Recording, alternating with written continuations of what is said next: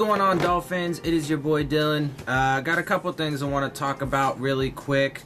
First, I don't want to spend a whole lot of time on this, but I want to say something about it just because I want to. So the first thing I want to say is I'm really tired of people sucking Tom Brady's dick and the Patriots' dick. Seriously. It's really fucking annoying. They're not gods, okay? And no matter how many times they've been to the Super Bowl or won the Super Bowl, we all know they're fucking cheaters, okay? So you could easily argue that 2 of their Super Bowls they got to because they cheated. You also could say that this year they don't deserve to be in the Super Bowl because they were given the opportunity by the refs. So fuck them, and I'm so tired of it. It's really fucking annoying, okay? So I'm just fucking tired of it. Jesus Christ. They're not fucking, superhuman and shit. They're fucking cheating pieces of shit, and they need to fucking make sure that when they go down in the history books, they have a major fucking asterisk that denotes that. Anyway, so enough of that, because I got some other things that I actually want to talk about that are a little more Dolphins related. Anyway, so first and foremost, I want to say happy birthday to Cameron Wake. He's old as fuck today, so that's good. Which is actually probably not good, just in the sense that, I think he's what now, 36 and something like that, and he wants to keep playing as far as I know. I would assume he wants to stay in Miami, but Miami sucks balls and Stephen Ross doesn't know what the fuck he's doing, so who knows, maybe he ends up getting rid of Cam Wake because they feel he's too expensive and too old and whatever. I think they need to let the man ride out his career in Miami no matter what. Even if he fucking, starts like seriously underperforming. I don't give a shit. Cam Wake needs to retire as a Dolphin. Anyway, so there's that. Also, real quick, I just wanted to, I don't know if I had talked about it at all before when it was originally put out, but I just want to, because I saw a thing on it today, a tweet about our opponents for next season, so I just wanted to run through those really quick. Our away opponents, obviously we play the Jets, the Patriots, the Bills. We also play the Cleveland Browns, the Pittsburgh Steelers, the Dallas Cowboys, the New York Giants, and the Indianapolis Colts. Those are our away games. Our home games are Patriots, Jets, Bills, of course, the Cincinnati Bengals, the Baltimore Ravens, the Philadelphia Eagles, the Washington Redskins, and the LA Chargers. So since I just went through all those, I'm having some thoughts here, and that doesn't really make me feel any better about next year. That's actually a really tough schedule. Yeah, because the Patriots are the fucking Patriots, of course, fuck them. But until Brady and Belichick leave, they're always a problem. The Jets and the Bills always, play us tough, and they're, as far as I'm concerned, both of those teams are on the up. Cleveland, they're definitely going up. Pittsburgh's always a tough team. Dallas is a solid team. The Giants, well, they kind of suck mostly because their offensive line and Eli Manning, but they do have some good building blocks, and who knows, maybe they'll finally get a, heir apparent to Eli Manning and, whatever, get a young quarterback to bring in. But they're not a terrible team.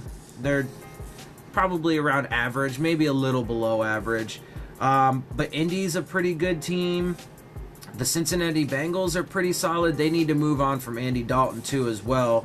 Baltimore Ravens are going to be a really tough team. They always play us really tough, but now since they have Lamar Jackson, that makes them even more dangerous. Philadelphia Eagles are a tough team. The Washington Redskins are kind of whatever. The Chargers are a really tough team. So next year is going to suck. Just putting it out there. Again, man, I hope I'm wrong about that, but yeah.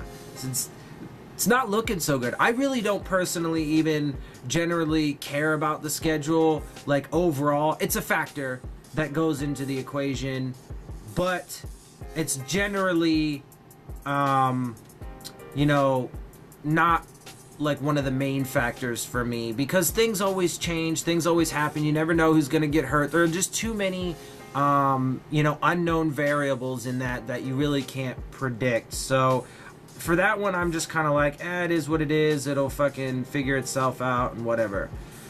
So the big thing that I really wanted to talk about, though, in this is there have been lots of rumors that they could trade Xavien Howard. Look, man, I'm telling you right now. Hear me now, quote me later. If the Dolphins do not pay, and so real quick, before I get to that, actually, in the report that I had read, it was from Pro Football Talk. In the report that I read, apparently, so, you know, Xavien Howard is eligible. He still has one more year on his contract, but he is eligible, if I'm not mistaken, but he is eligible to start his contract talks this year, regardless of whatever his current contract status is. He's I believe he has one more year, though, but he is eligible to start his contract negotiations. From the report I read, the Dolphins are apparently in no rush to do so. That just sounds like more stupid fucking... I don't even know. Like, I don't even know why they do it. It doesn't make any fucking sense to me. But they for some reason, when they have a player like that... Now, you know, I would say that ultimately getting rid of Jarvis Landry was probably a net benefit. However, you know, there are other examples too. I would say probably letting Olivier Vernon, you know, walk was ultimately a net benefit. But they've done this with so many guys now. And if they let Xavien Howard go and they don't pay the man, the smart thing would be pay the man this offseason. I mean, just flat out, no matter how you look at it, pay the man this fucking season. Lock him down for the next several years. If they let Xavien Howard go, that's going to be... I'm going to say it right now. If the Dolphins let Xavien Howard go, I'm done with Stephen Ross. Done with him. I already am, you know, he's already on thin ice with me, but if he okays, and obviously no matter what, if that happens, it's got to go through him at some point.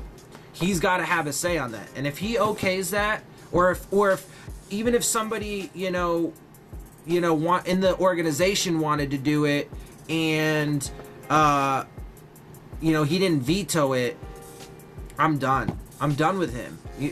You know, if that happens, we need a new owner. Bottom line, point blank, period. I don't give a shit. That's fucking ridiculous. I mean, there's nothing more to be said, man. The dude needs to get fucking paid, and he needs to stay on his fucking team. We don't even really have another corner. That was a problem we had last year, is we don't even have a corner opposite him. So what are you gonna do? You're gonna create another major hole? You have that spot locked down, dude. Why would you? Anyway, I mean, it's not official. It's just rumors.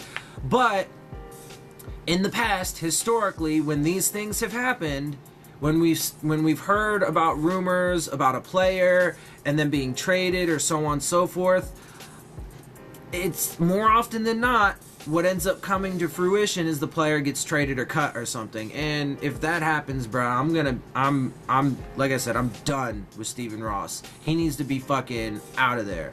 So we'll wait on that. Hasn't happened yet, so we'll see. But anyway, that's all I really got for you guys right now, so I'm going to get up out of here. I hope you guys enjoy my videos. If you do, make sure you hit the subscribe button. Make sure you hit the like button. Make sure you hit the bell if you want to get the alerts. Leave your questions, comments, and concerns down in the comments section. Love interacting with you guys. It's a lot of fun. And of course, as always, make sure you follow me on Twitter, @Dillon Tartaro. And with that, I'm out. See y'all soon. Fins up.